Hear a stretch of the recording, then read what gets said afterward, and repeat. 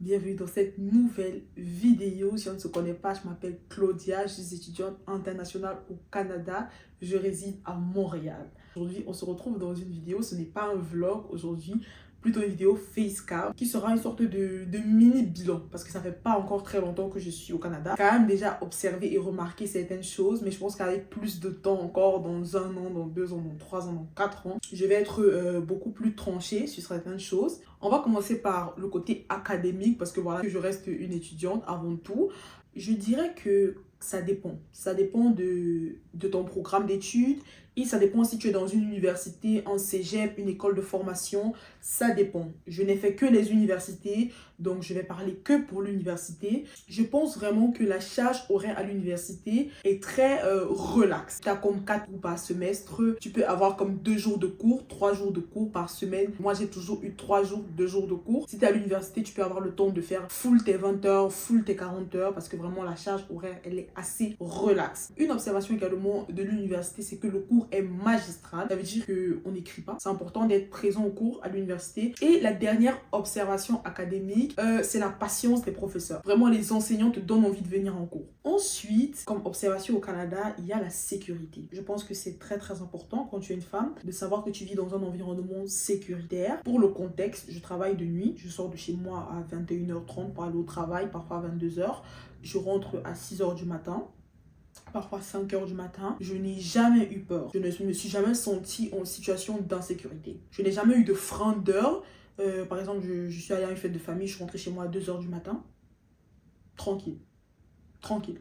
J'ai jamais eu de freinage d'heure. Je sais qu'il y a des cas à part, il y a toujours des cas à part. Donc je ne généralise, je ne dis pas c'est global. Je parle vraiment pour ma propre expérience. Autre point, c'est le niveau de vie. Le niveau de vie ici est beaucoup plus élevé. Ici, l'indépendance financière, elle est très facilement atteignable. Ici, la plupart, en tout cas les gens avec qui moi je marche, on paye tous nos factures. Or, beaucoup, d'où on vient, ce n'était pas possible. Même à un certain âge, je te retrouvais souvent à être encore au dos des parents et tout. Ici, je trouve que l'indépendance financière est très facilement atteignable et très rapidement également. Une autre observation, c'est au niveau des amitiés en général. Je vous avoue que quand moi, je venais d'arriver ici, j'ai vu beaucoup de vidéos là-dessus. Beaucoup de discours revenaient, c'est trop difficile de se faire des amis au Canada. Et c'est vrai.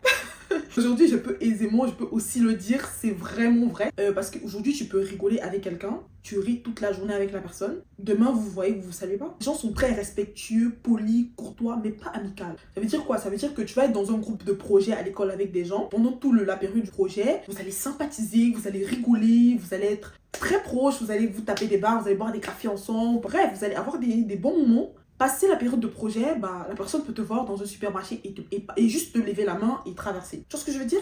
Ici, vraiment, tout est rapport à un contexte, une situation. Là, vous étiez dans un contexte où vous deviez vous familiariser, c'est bon. Ici, il faut jamais penser que la courtoisie, la politesse, le respect que quelqu'un te donne, c'est de l'amitié.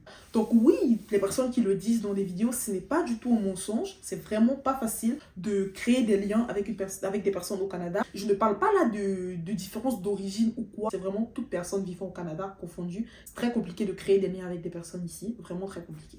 Allons dans le même sens que les amitiés, il y a les amours. Je ne vais pas m'avancer là-dessus parce que ce n'est pas un sujet que je maîtrise ici au Canada. Mais j'ai vu une vidéo d'une fille qui parlait de ça. Je crois que c'est Crandall Sista. Et elle donnait ses observations à elle. Et elle disait qu'elle a observé que beaucoup de rencontres amoureuses se font sur les applications de rencontres ici au Canada. Les hommes ne draguaient pas de face. Genre quand tu les voyais dans la rue et tout. Personnellement, je trouve ça très bien.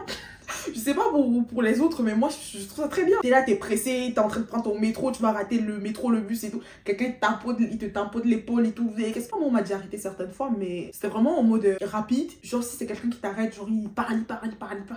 C'est désagréable. Il y a des gens qui se plaignent de ça en mode, ouais, mais personne ne m'arrête dans les rues. Moi, je trouve ça désagréable. Ensuite, une autre observation qui est importante quand tu viens des pays de chez nous, c'est la nourriture. C'est vraiment important, c'est très important même. Je n'arrive pas à manger québécois. Moi, chez moi, je cuisine le ndolé, je cuisine le haricot, je cuisine la banane malaxée, je cuisine le condré, je cuisine le coq, je cuisine le héros. Ça coûte très cher, mais je n'arrive pas à manger québécois. Ok, il y a beaucoup de nourriture que j'arrive à manger, comme des pâtes bolognaises, c'est des trucs que je mangeais déjà chez moi. Mais la poutine, ça passe pas. Mon amie Ristine me dit tout le temps, ça va venir avec le temps, t'inquiète pas. Donc j'espère, parce que je suis vraiment tannée de dépenser une blinde pour acheter de la nourriture africaine. Quand tu manges des choux de Bruxelles, je sais pas quoi, des salades de je ne sais pas qui, ça te revient moins cher quand tu veux faire des pommes pilées par exemple. Une autre observation, l'hiver est long. C'est déprimant et c'est long. Qu'on se le dise. Vraiment, ça sert à rien. Qu'on se dise les vérités, l'hiver est très long. Ensuite, je crois l'avant-dernier point, le dernier point, c'est l'insécurité des jobs. Beaucoup ici travaillent sans contrat. Ça veut dire qu'à tout moment, on te dit bye bye en fait. Le point positif à observer sur ça, c'est qu'on te donne le travail assez facilement. Vu qu'ils ne te donnent pas de contrat de travail, ils peuvent te donner le travail facilement. Parce que si tu ne conviens pas, ils ont juste à te remplacer. Donc ça, c'est un point quand même qui peut déranger certains dans l'insécurité des emplois, l'insécurité des jobs. Tu travailles au jour le jour. On peut arrêter de te donner les heures du jour au lendemain. T'es comme de quitter de 40 heures à 10 heures. Il y avait ce gars à mon ancien boulot qui avait ce problème-là. Il était quitté de 40 heures à 9 heures. On lui donnait presque plus d'heures. Il était comme à 9 heures, 10 heures. En fait, c'était un moyen de lui dire de partir. Mais tu vois, silencieusement. Tu n'as rien en main pour forcer l'employeur à faire ci ou à faire ça pour toi. Je pense que surtout quand tu es à temps partiel. Encore à temps plein, tu peux trouver des jobs avec un contrat de travail. Et un autre point positif de ça aussi, c'est que toi aussi, tu peux changer de job comme tu veux. Aujourd'hui, si je ne veux plus travailler où je travaille, j'ai juste à aller là-bas et dire, voilà, je me casse, bye bye. Voilà, certains ne disent même pas, ils s'en vont juste. On constate qu'ils ne sont plus là. Mais l'idéal, c'est toujours de dire, voilà, j'ai trouvé mieux ou j'ai trouvé plus proche. Et je pars. Donc c'est pour ça que je n'ai pas envie de dire que c'est un bon point ou c'est un mauvais point. Parce que dans certaines positions, ça t'avantage. Dans certaines positions, ça avantage l'employeur. Et le dernier point, c'est le point que j'ai fait l'expérience récemment quand j'étais malade, c'est le corps médical. Donc ça, c'est l'observation d'une seule expérience et d'expérience des autres personnes que j'ai accompagnées à l'hôpital. Waouh. Waouh, l'urgence, elle n'est pas sur toi. Quand tu arrives là-bas, c'est vraiment une expérience. Il faut vivre le corps médical ici au Québec pour comprendre ce que je vais dire. Tu arrives à l'hôpital, il est 8 heures, tu prends un ticket, on t'appelle à 23 heures. Et quand tu viens, tu sais, tu viens dans la journée, tu te... Mais qu'est-ce qu'il y a? Je suis arrivée avant lui, je suis arrivée avant elle. Madame, vous n'êtes pas prioritaire, allez vous asseoir. Toi, t'es là, mais tu n'es pas dans mon corps. Je te dis, j'ai mal. J'ai mal. Oui, mais madame, vous voyez le monsieur là, il a plus mal que vous. Hein. Moi, j'aime pas beaucoup critiquer ce genre de choses parce que par rapport à d'où je viens, c'est pas pire. Mais il faut quand même le souligner. Ce n'est vraiment pas évident d'aller à l'hôpital ici au Québec. Tu peux pas aller à l'hôpital à 13 h et dire à quelqu'un, je suis là à 17 h. Non. Tu peux même pas aller à 8 h et dire à quelqu'un, je suis là à 17 h. Si j'ai oublié des trucs, n'hésitez pas à mettre en commentaire si vous avez des observations, si vous voulez souligner des trucs que vous n'êtes pas d'accord, bien sûr, toujours dans le respect et la politesse parce qu'on n'est pas des animaux. N'hésitez pas à écrire en commentaire. Merci d'avoir regardé cette vidéo. On se dit à tantôt dans une prochaine vidéo. Bye!